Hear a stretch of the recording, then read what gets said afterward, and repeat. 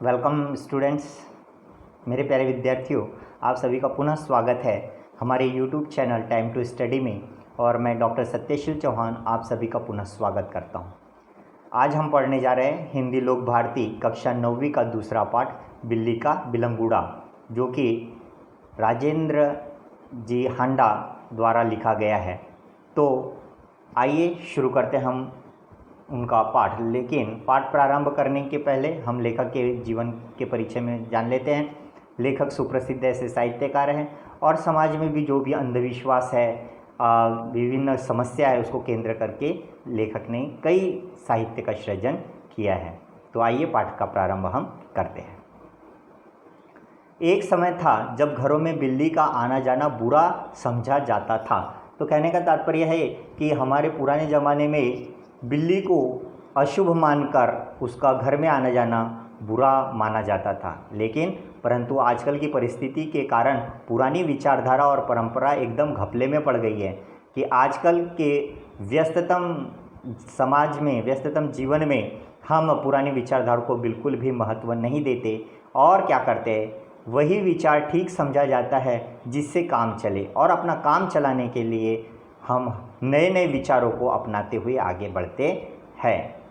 पिछले दिनों हमारे घर में बहुत चूहे हो गए थे। लेखक कहते हैं कि हमारे घर में बहुत सारे चूहे हो गए, जिससे कि काफ़ी परेशानी होने लगी। उन्हें घर से निकालने के बहुतेरे प्रयत्न किए गए। उन्हें निकालने के लेखक ने कोई कसर नहीं छोड़ी और जो भी मिलता उससे सलाह लेकर चूहों को भगाने का बहुत प्रयत्न किए गए। बहुतेरे यानी बहुत ज़्यादा प्रयत्न किए गए, पर हमारी एक न चली। एक न चली यानी कुछ भी न चलना, कुछ भी न कर पाना। तो लेखक असहाय हो गए। उन्हें घर से निकालने के बहुतेरे प्रयत्न किए गए, पर हमारी एक न चली। आटे और अनाज के लिए लोहे के ढोल बनवाए गए कि भाई चूहों से रक्षा अगर करनी है तो अनाज के लिए लोहे के ढोल बनाए गए ताकि उसमें अनाज सुरक्षित रखा जाए। पर यह उपाय कुछ दिनों तक कारगर रहा। कुछ दिनों तक उन्होंने जो उपाय किया था वह सही साबित हुआ, और परंतु क्या हुआ कुछ दिनों के बाद, परंतु आग बचाकर चूहे इन ढोलों में भी घुसने लगे। क्या हुआ कि जैसे ही लेखक के परिवार की नज़र चूकती तो जो लोहे के ढोलों में चूहे घुस जाते और फिर से अनाज का नुकसान करने लगते। इस समस्या पर कई मित्रों से परामर्श किया गया। कई मित्रों से पूछताछ की गई कि भाई हम तो चूहे से बहुत परेशान, क्या किया जाए। तो लोगों ने उन्हें कई प्रकार के सुझाव दिए और लेखक इस निर्णय पर पहुंचा कि आखिर यह फैसला हुआ कि घर में एक बिल्ली पाली जाए, एक बिल्ली लाई जाए जो कि वह चूहों का जो है वह सर्वनाश कर देगी, एक एक करके चूहों को खा लेगी। इस प्रस्ताव पर किसी को आपत्ति न थी, अर्थात लेखक के घर के सारे लोग तैयार हो गए कि हाँ चलो अब एक जो बिल्ली है वह पाली जाए, जिससे कि चूहों की समस्याओं से उसे निजात मिल सके। चुनांचे एक बिल्ली लाई गई। उसकी खूब खातिर होने लगी, इसलिए सभी की बातों को मानते हुए एक बिल्ली लाई गई और उसका स्वागत बड़े ज़ोर शोर से हुआ। खूब खातिर हुई उसकी, उसको खूब खिलाया पिलाया गया। कभी कभी बच्चे दूध पिलाते, तो कभी बच्चे उसको दूध की कटोरी देकर उसका स्वागत करते, कभी रोटी देते तो कभी रोटी देकर उसका स्वागत होता। उसने विधि पूर्वक चूहों का सफाया शुरू कर दिया। बच्चों, जिस उद्देश्य के लिए बिल्ली को लाया गया वह उद्देश्य उसने करना प्रारंभ कर दिया। क्या हुआ, देखते ही देखते चूहे घर से गायब हो गए। अब लोग बड़े खुश हुए कि बिल्ली जिस कारण से लाई गई चूहों के लिए, तो चूहे तो भाग गए। अब सब बड़े खुश हुए, प्रसन्न हुए कि उनका जो निर्णय था वो बिल्कुल सही था। तो बिल्ली प्रायः सब लोगों की थाली से जूठन ही खाती थी, इसलिए हमें कोई खर्च भी नहीं पड़ा कि बचा खुचा जो भी है वह बिल्ली खा लेती थी। इसलिए किसी प्रकार का अतिरिक्त खर्चा उस बिल्ली पर नहीं किया गया। अब क्या हुआ कि 2 महीने के बाद, क्या हुआ 2 महीने के बाद, 2 महीने के बाद वह समय आ गया जब हम चूहों को तो भूल गए और बिल्ली से तंग आ गए। तंग आ गए यानी परेशान हो गए। चूहों की समस्या से तो निपट लिए, लेकिन बिल्ली अब बहुत परेशान करने लग गई। बेटा क्या हुआ देखो, हमने सोचा चूहे तो खाली अनाज ही खाते थे, कम से कम परेशान तो नहीं करते थे। अब विचारधारा में परिवर्तन आ गया। बोले चूहे थे बेचारे छोटे छोटे, तो थोड़ा बहुत नुकसान कर देते अनाज का, लेकिन परेशान तो बिल्कुल नहीं कर देते। लेकिन ये जो बिल्ली है यह बहुत ज़्यादा परेशान करने लग गई। तो यह बिल्ली खाने में भी कम नहीं और हमें तंग भी करती रहती है। तो खाने का तो नुकसान करती है लेकिन तंग करती है वो अलग से। तो अब लेखक का परिवार बिल्ली से बहुत ज़्यादा परेशान होने लगा। उसके प्रति हमारा व्यवहार बदल गया और परेशान करने के कारण पहले जो बिल्ली प्यारी हुआ करती थी अब उसे देखकर लोग परेशान होने लगे। बिल्ली भी कम समझदार जानवर नहीं है। जो शेर के काबू में नहीं आई वह हमसे कैसे मात खा जाती। हाँ, बिल्ली आपने देखी कितनी चपल होती है, कितनी चतुरी होती है। वह समझ गई कि दाल में कुछ काला है। लेखक के आजकल हाव भाव बहुत बदल गए। पहले तो बड़ा प्यार करते थे, अब तो गुर्रा के देखते हैं। तो बिल्ली भी कम समझदार जानवर नहीं, वह समझ गई कि भाई ये लोग अब मुझे कुछ ना कुछ परेशानी करने वाले हैं। और जो शेर के काबू में नहीं आए वह हमसे कैसे मात खा जाती। लेखक के बहुत सारे प्रयत्न किए गए लेकिन फिर से उनसे मात नहीं खाती थी वो। उसने भी अपना रवैया बदल दिया। जैसे ही लोगों का रवैया हुआ उसने भी अपना रवैया बदल दिया, अपना व्यवहार बदल दिया। हमारे आगे पीछे फिरने की बजाय वह रसोई के आसपास कोने में दुबक कर बैठ जाती। क्या करती थी, पहले तो लेखक के इर्द गिर्द और घर वालों के इर्द गिर्द घूमती थी, लेकिन अब जहाँ बार रसोई है वहाँ पर खाने पीने की चीज़ों पे वह नज़र रखती थी। और क्या करती थी देखो बेटा, जब मौका लगता मज़े से जो जी में आता खाती। पूरी रसोई उसकी हो गई थी। जो जी में आता खाती, कभी दूध, कभी दही, कभी घी, जो उसको मिलता और जो पसंद था वो। यानी रसोई घर में अब उसकी मनमानी चलने लगी। जब मौका लगता मज़े से जो जी में आता खाती। इस तरह चोरी करते बिल्ली कई बार पकड़ी गई। रंगे हाथों पकड़ लिया गया बिल्ली को। क्या हुआ, एक दिन की बात है बेटा। एक दिन सुबह उठते ही मैं रसोई में कुछ लेने गया। लेखक सुबह उठे और गए कुछ लेने के लिए रसोई में। देखता हूँ कि कड़े हुए दूध का दही जो रात को बड़े चाव से जमाया गया था बिल्ली खूब मज़े से खा रही है। लेखक सक पका गए।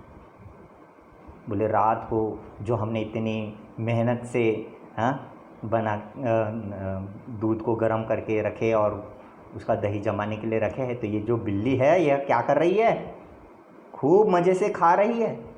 अब चिंता हुई कि बिल्ली से कैसा पीछा छुड़ाया जाए। लेखक परेशान, परिवार परेशान कि कितना परेशान कर रही है बिल्ली, हमारे खाने पीने तक को नहीं छोड़ रही है।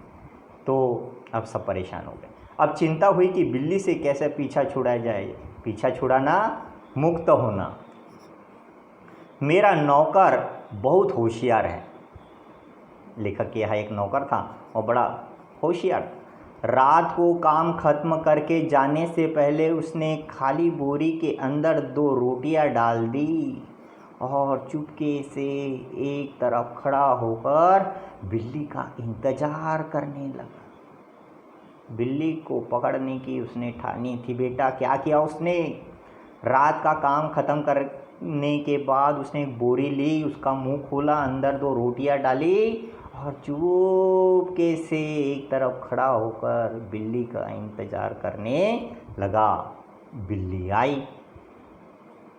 बिल्ली ने इधर देखा उधर देखा, कोई नहीं था बेटा।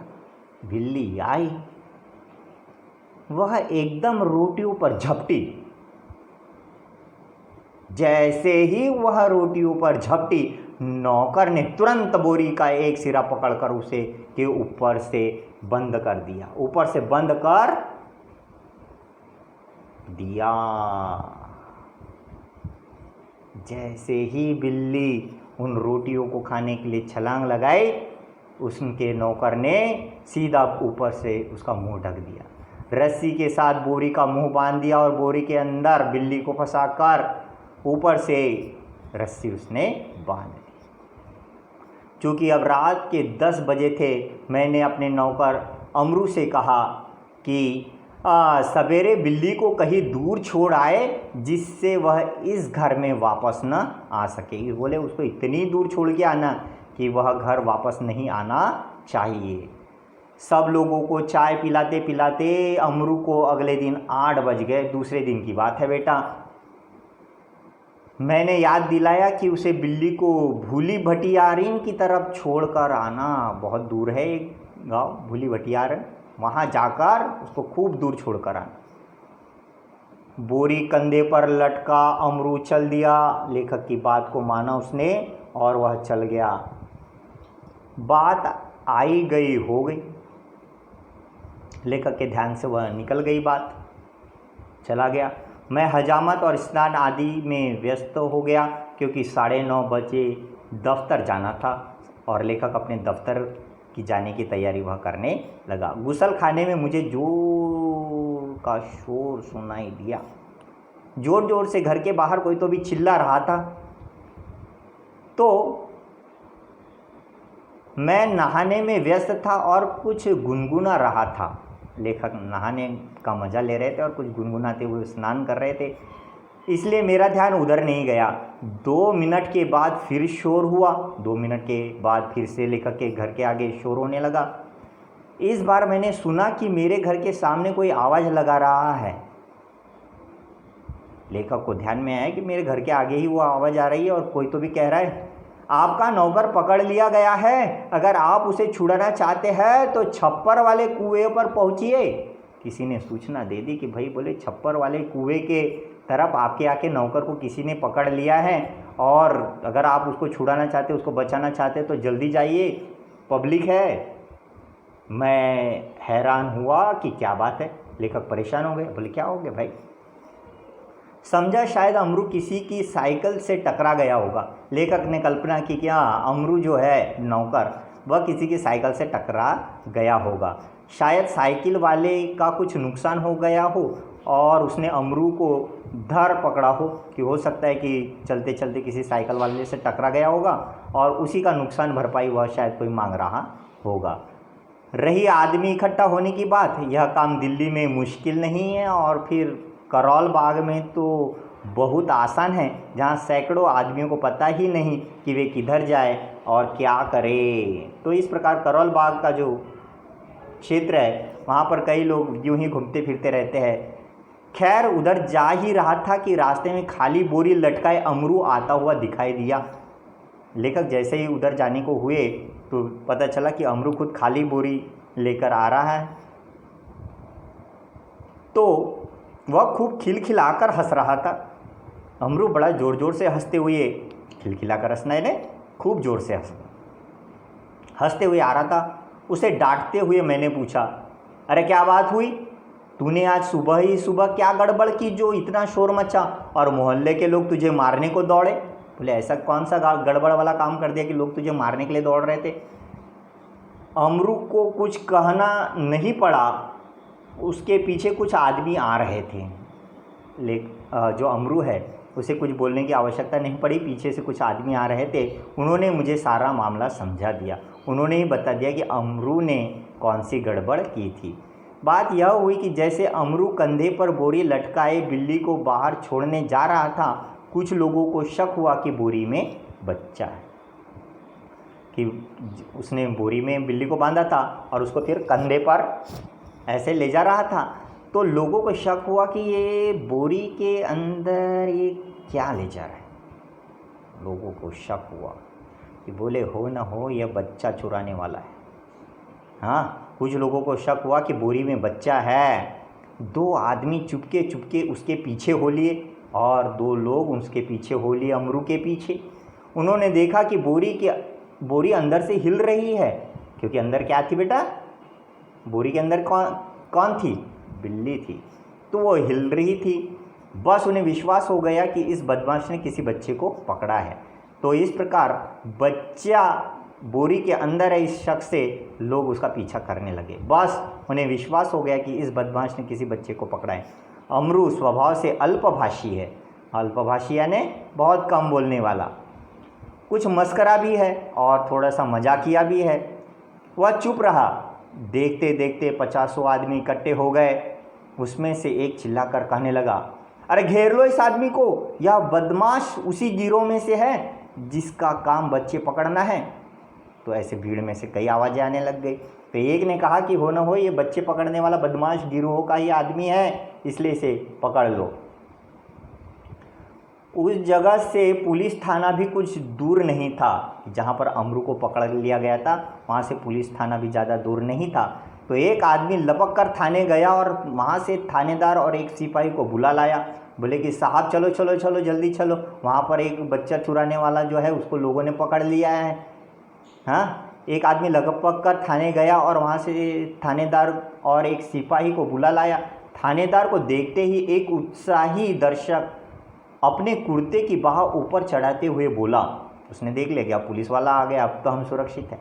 तो क्या बोला उसने, दरोगा जी ऐसा नहीं हो सकता कि आप इस बदमाश को चुपचाप यहाँ से ले जाएं और कानूनी कार्रवाई की आड़ में इसे हवालात के मज़े लेने दें। कि बोले बहुत हो गया है कि ऐसा नहीं होता कि चुपचाप आप जाएंगे और इसको हवालात के मज़े करवाएंगे, आराम से बैठ के खिलाएंगे, ऐसा तो हम होने नहीं देंगे। पहले इसकी जी भर के मरम्मत होगी। अब इसकी मरम्मत होगी इसका मतलब क्या है बताओ? पहले तो हम इसको अच्छी तरह से पीटेंगे, है ना। मरम्मत करने का अर्थ यहाँ पर क्या हो गया, पिटाई करना। गजब नहीं है कि भरे मोहल्ले से बच्चे उठा लिए जाए, है कि दिन दहाड़े बच्चों को उठाने की कोई मामूली बात है क्या? 2 दिन हुए पास वाली गली से एक बच्चा गुम हो गया। बोले आजकल बच्चे चुराने वाले बहुत आ गए हैं। देवनगर से तो कई उठा जा चुके हैं। आप बाद में इसकी साथ चाहे जो कर ले, पहले हम लोग इसकी पिटाई करेंगे। भीड़ में से दसियों ने इस सुंदर प्रस्ताव का समर्थन किया। हाँ, ऐसे तो भीड़ में क्या होता है कि जोश ज़्यादा होता है, किसी ने एक उंगली लगा लिया तो कोई हाथ लगा देता है, सभी अपने हाथ साफ करने के लिए आतुर रहते हैं। तो इस सुंदर प्रस्ताव का कि अमरू की अब पिटाई की जाए, लोगों ने स्वीकृत किया कि चलो हम भी इस पे हाथ साफ करेंगे। तो लोग अमरू को पीटने के लिए मानो तैयार होने लगे। बोले चलो अब इसकी पिटाई हम करेंगे। लेकिन क्या हुआ, उन दिनों दिल्ली में बड़ी सनसनी फैली हुई थी। नगर के सभी भागों से बच्चों के उठाए जाने की खबर आ रही थी। 1-2 बार पत्रों में यह छपा कि जमुना के पुल पर कुछ आदमी पकड़े गए जिन्होंने बोरियों में बच्चे बंद किए हुए थे।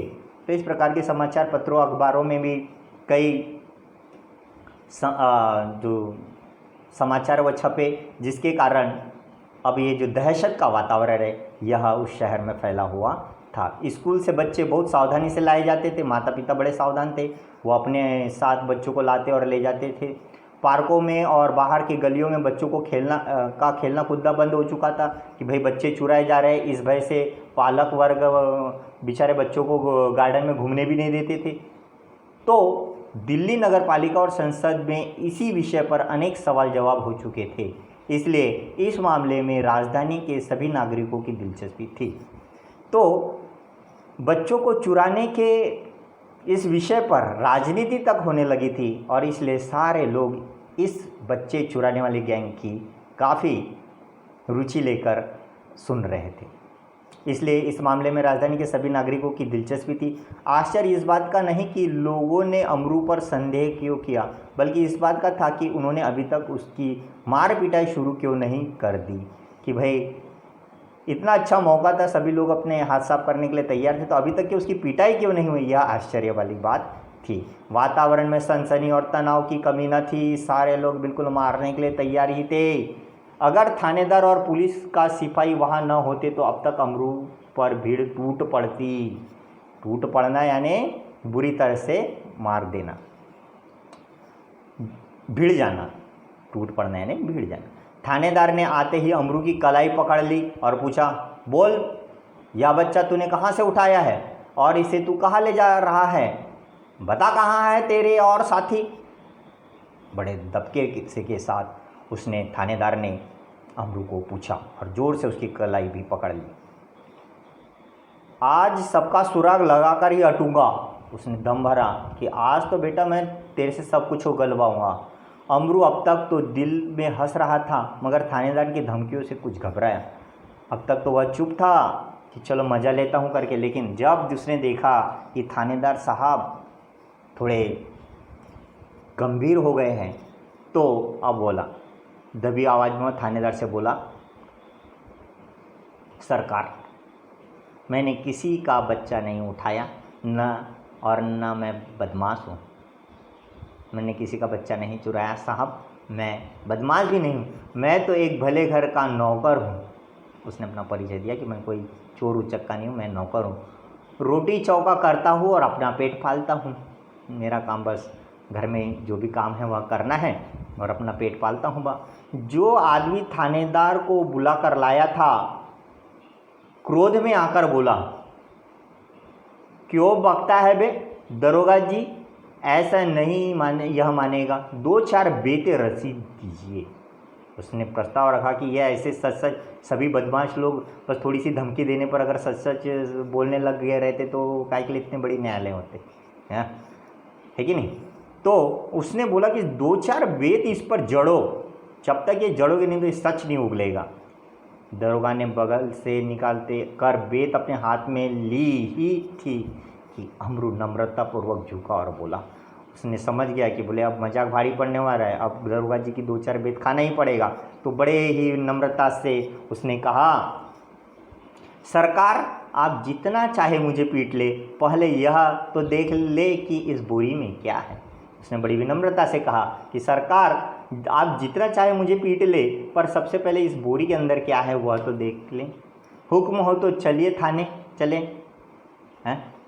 यद्यपि थानेदार इस बात पर राजी हो गए थे, पर भीड़ कब मानने वाली थी। लोग चिल्ला उठे, हरगिज़ नहीं, ऐसा कभी नहीं होगा, हम सब इस आदमी की बदमाशी के गवाह हैं, मामला कभी दबने नहीं देंगे। उनको मालूम था कि अगर यह यहाँ से टला तो कुछ नहीं ले दे के रफा दफा कर दिया जाएगा केस, और इसलिए लोग चिल्ला उठे कि नहीं, हमारे सामने ही यह जो केस है यह पूरा करना होगा।